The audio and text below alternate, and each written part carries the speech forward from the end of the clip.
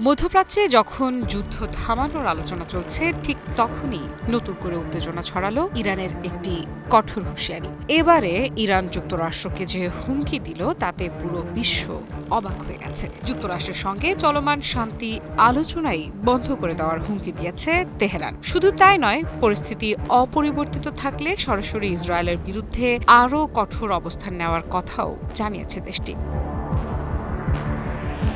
কিন্তু কি ঘটেছে? কেন এমন অবস্থান নিল ইরান? এর প্রভাব ঠিক কতটা বড় হতে পারে?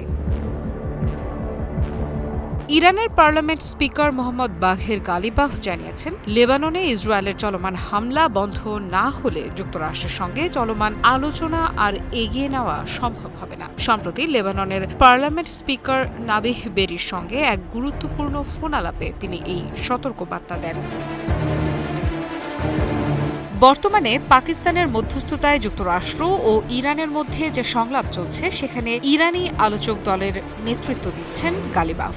ফলে তার এই বক্তব্যকে শুধু রাজনৈতিক মন্তব্য হিসেবে নয়, বরং আলোচনার টেবিল থেকে দেওয়া একটি গুরুত্বপূর্ণ বার্তা হিসেবেও দেখা হচ্ছে। ফোন আলাপে গালিবাফ লেবাননের প্রতি ইরানের সমর্থনের বিষয়টি আরও স্পষ্ট করেন। তিনি বলেন, ইরান ও লেবাননের সম্পর্ক কোনো সাধারণ কূটনৈতিক সম্পর্ক নয়। দুই দেশের ভাগ্য ও নিরাপত্তা একে অপরের সঙ্গে জড়িত। তার ভাষায়, আমাদের জীবন এবং তাদের জীবন এক সূত্রে গাঁথা।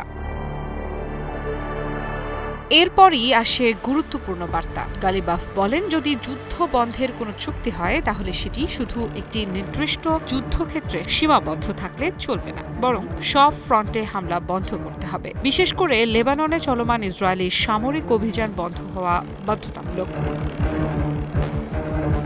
ইরানের এই অবস্থান ইঙ্গিত দিচ্ছে যে তেহরান এখন আঞ্চলিক সংকটগুলোকে আলাদা আলাদা ইস্যু হিসেবে দেখছে না, বরং গাজা, লেবানন এবং বৃহত্তর মধ্যপ্রাচ্যের সংঘাতকে একই নিরাপত্তা কাঠামোর অংশ হিসেবে বিবেচনা করছে।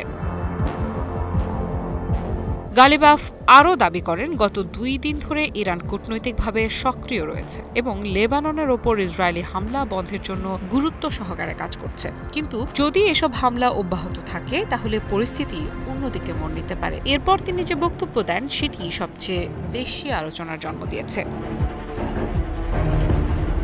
আমি ভরসা রাখি হিরন স্মার্ট ওয়াটার পিউরিফায়ারে।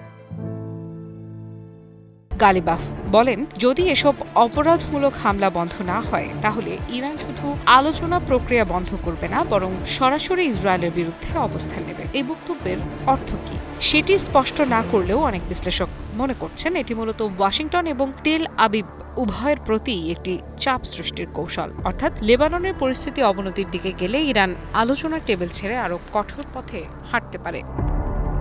আফরিদা ইফরা, নিউজ 24।